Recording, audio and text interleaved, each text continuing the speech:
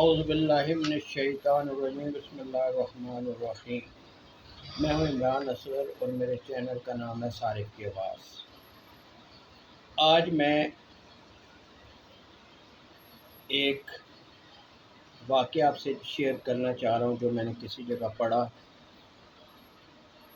اور اس کے بعد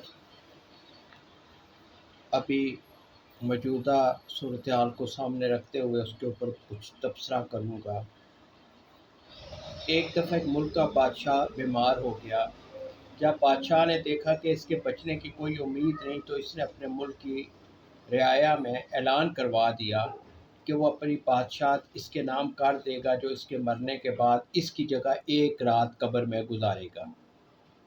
سب لوگ بہت خوفزدہ ہوئے اور کوئی بھی یہ کام کرنے کو تیار نہ ہوا۔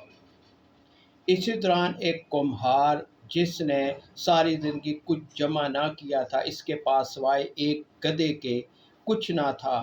اس نے سوچا اگر وہ ایسا کر لے تو وہ بادشاہ بن سکتا ہے، اور حساب کتاب میں کیا جواب دینا پڑے گا، اس کے پاس تھا ہی کیا، ایک گدھا اور بس۔ اس نے اعلان کر دیا کہ وہ ایک رات بادشاہ کی جگہ قبر میں گزارے گا۔ بادشاہ کے مرنے کے بعد لوگوں نے بادشاہ کی قبر تیار کی، اور وعدے کے مطابق کمہار خوشی خوشی اس میں جا کر لیٹ گیا، اور لوگوں نے قبر کو بند کر دیا۔ کچھ وقت گزرنے کے بعد فرشتے آئے اور اس کو کہا کہ اٹھو اور اپنا حساب دو۔ اس نے کہا بھائی حساب کس چیز کا؟ میرے پاس تو ساری زندگی تھا ہی کچھ نہیں سوائے ایک گدھے کے۔ فرشتے اس کا جواب سن کر جانے لگے، لیکن پھر ایک دم رکے اور بولے ذرا اس کا نامہ مال کھول کر دیکھیں اس میں کیا ہے۔ بس پھر کیا تھا؟ سب سے پہلے انہوں نے پوچھا کہ ہاں بھئی فلاں دن تم نے گدھے کو ایک وقت بھوکا رکھا تھا۔ اس نے جواب دیا ہاں۔ فوری طور پر حکم ہوا کہ اس کو 100 درے مارے جائیں۔ اس کی خوب دھنائی شروع ہو گئی۔ اس کے بعد پھر فرشتوں نے سوال کیا اچھا یہ بتاؤ فلاں دن تم نے زیادہ وزن لاد کر اس کو مارا تھا؟ اس نے کہا کہ ہاں۔ پھر حکم ہوا کہ اس کو 200 درے مارے جائیں۔ پھر مار پڑنا شروع ہو گئی، غرض صبح تک اس کو مار پڑتی رہی۔ صبح سب لوگ اکٹھے ہوئے اور قبر کشائی کی تاکہ اپنے نئے بادشاہ کا استقبال کر سکیں۔ جیسے ہی انہوں نے قبر کھولی تو اس کمہار نے باہر نکل کر دوڑ لگا دی۔ لوگوں نے پوچھا بادشاہ سلامت کدھر جا رہے ہیں؟ تو اس نے جواب دیا او بھائیو پوری رات میں ایک گدھے کا حساب نہیں دے سکا تو پوری رعایا اور مملکت کا حساب کون دیتا پھرے؟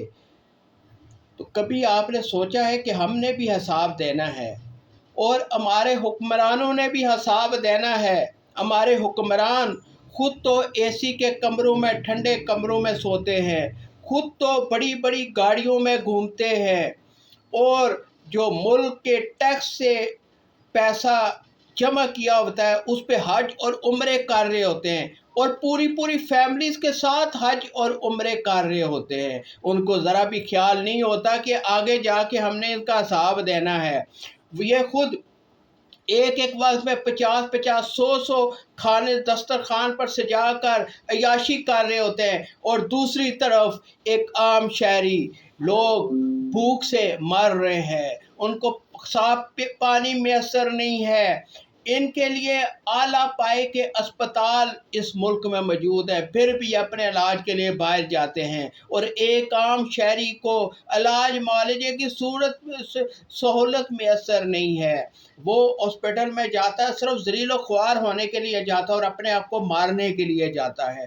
تو کیا ہمارے حکمران، اگر ہم اس کے اوپر نظر دوڑائیں تو کیا ہمارے حکمران اس چیز کا سوچ رہے ہیں کہ آگے جا کے ہمیں حساب دینا ہے؟ اور کبھی سوچا ہے کہ ہم نے بھی حساب دینا اور پتہ نہیں کہ کس چیز کا ہمیں حساب دینا پڑے جو شاید ہمیں یاد بھی نہیں؟ تو اس لیے اے حکمرانو عوام پہ رحم کرو۔ خود تو عیاشی کر رہے ہو، عوام کو تم نے مہنگائی کی چکی میں ڈال دیا ہے، عوام کو ضروریات زندگی ہیں وہ بھی میسر نہیں ہیں، عوام مر رہی ہے، عوام کو کھانے کے لیے نہیں مل رہا، عوام پورے بل دے رہی ہے، نہ اس کو گیس میسر ہے نہ اس کو بجلی میسر ہے۔ تو اس لیے خدا کا خوف کرو، اس لیے خدا کا خوف کرو، تھوڑا خدا کا خوف کرو، عوام اور ملک پہ رحم کرو، رحم کرو۔ وعلیکم السلام ورحمۃ اللہ وبرکاتہ۔